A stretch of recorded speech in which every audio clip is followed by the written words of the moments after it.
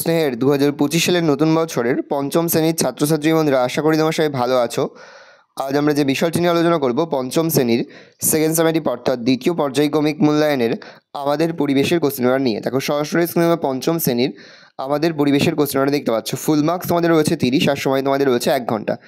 একে থেকে রয়েছে সঠিক উত্তর নির্বাচন করো যে কোনো 5টি প্রতিপ্রশ্নের মান 1 করে 1 × 5 = 5। প্রথম, দামোদর যে নদীতে গিয়ে মিশেছে সেটি হলো দ্বারকেশ্বর, হুগলি, শিলাবতী, রূপনারায়ণ, হুগলি।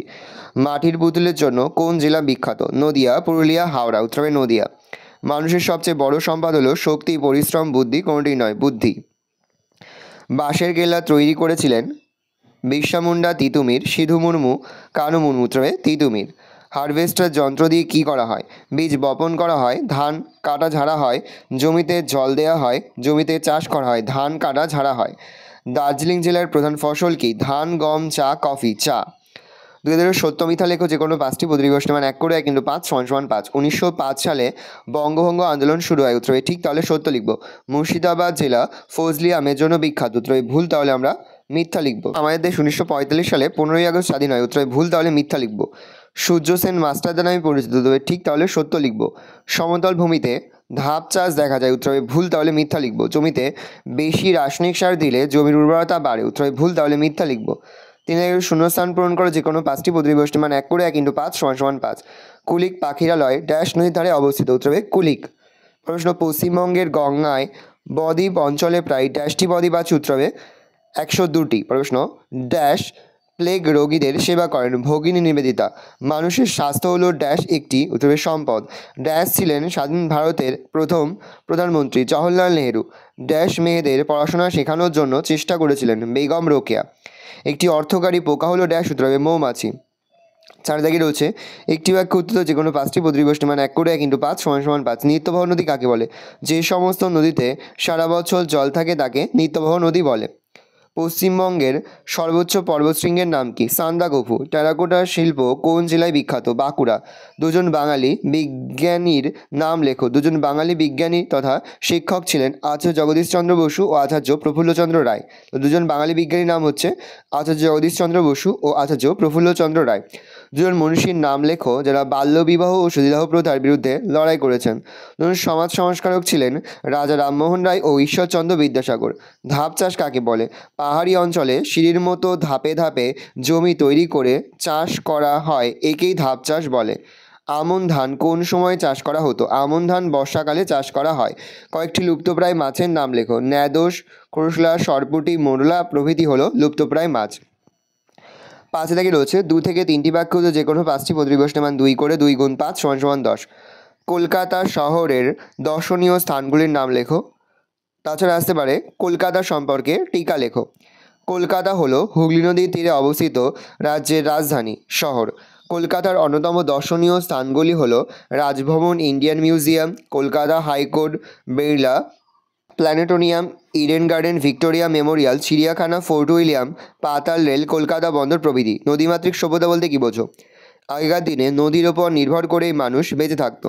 নদী ছিল তাদের মায়ের মতো, তাই নদী তীরবর্তী অঞ্চলে মানুষের বসবাসের ফলে যে সভ্যতা গড়ে ওঠে সেটি নদীমাতৃক সভ্যতা নামে পরিচিত। সমাজ সংস্কারে রামমোহন বিদ্যাসাগর ও বিরোধীদের অবদান লেখো। আগেকার দিনে আমাদের সমাজে অনেক ভুল ধারণা প্রচলিত ছিল। বাড়িতে মেয়ে জন্মালে অনেকে দুঃখ পেত। মেয়েদের বেশি লেখাপড়া শিখতে দেওয়া হতো না। কম বয়সে মেয়েদের বিয়ে দেওয়া হতো। কখনো কখনো বর মারা গেলে বউকেও তার সঙ্গে পুড়িয়ে মারা হতো। এসব অন্যায় অবিচার দেখে রামমোহন বিদ্যাসাগর ও ডিরোজিওরা প্রতিবাদ করেন। অনেক লড়াই করে তারা এইসব অত্যাচার বন্ধ করেন। দেশের সমস্ত মানুষ যাতে লেখাপড়া শিখতে পারে তার ব্যবস্থাও করেন। তারা বই লেখেন, স্কুল বানান এবং সমাজকে নতুনভাবে গড়ে তোলেন। প্রশ্ন, সাধারণতন্ত্র দিবস আমরা পালন করি কেন?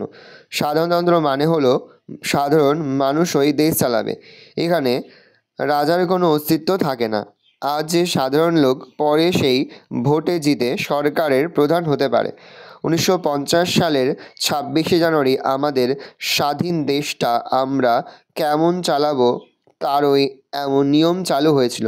সেই দিনটাকে স্মরণ করেই আমরা প্রতি বছর 26শে জানুয়ারি তারিখটিকে সাধারণতন্ত্র দিবস হিসাবে পালন করি। ডিভিসির পুরো কথাটি লেখো, কেন ডিভিসি তৈরি করা হয়েছিল? ডিভিসির পুরো নাম দামোদর ভ্যালি কর্পোরেশন। দামোদর নদের বন্যা নিয়ন্ত্রণ করার জন্য ডিভিসি সংস্থাটি গঠন করা হয়েছিল। ঠিক করা হয়েছিল পাহাড় থেকে দামোদর নদ দিয়ে গড়িয়ে আসা বর্ষার জল জমিয়ে রাখা হবে। পশ্চিমবঙ্গের সীমান্তের কাছেই অনেকগুলো জলাধার হবে, সেখানে জল আটকে রাখা হবে, তাতে বন্যা হতে পারবে না।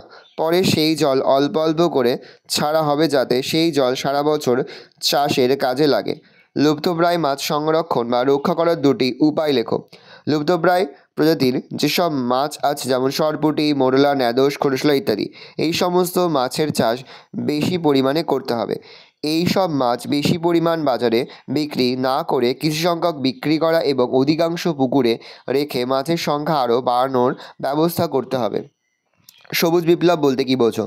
60-এর দশকে ভারতে চাষ করে বেশি ফসল ফলানোর জন্য নতুন বীজ, সার, কীটনাশক, জমিতে ডিপ টিউবওয়েল বসানো ইত্যাদি ব্যবস্থা করা হয়। এর ফলে আমাদের দেশে চাল, গম ইত্যাদি উৎপাদন ভীষণ বেড়ে গেল।